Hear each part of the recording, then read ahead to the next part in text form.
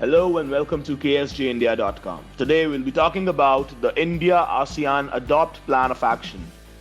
External Affairs Minister S Jaishankar on September 12, 2020 co-chaired the Asean-India Ministerial Meeting with his Thailand counterpart Don Pramudwinai, during which the new ASEAN-India Plan of Action for next 5 years was adopted.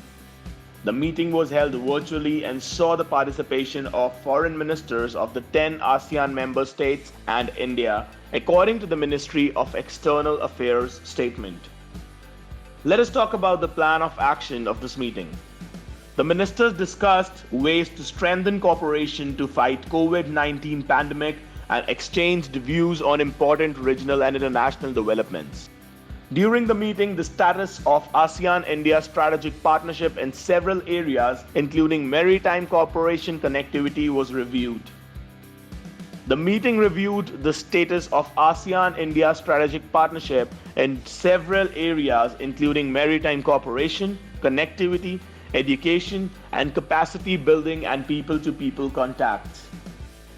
It reviewed the progress and implementation of the ASEAN-India Plan of Action 2016 to 2020.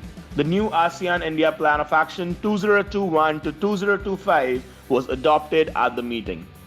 The meeting also reviewed the preparations for the upcoming 17th ASEAN-India Summit and also the progress in the implementation of key decisions of the leaders of ASEAN member states, and India arrived at the 16th ASEAN-India Summit held in Bangkok, November 2019, and the previous summits.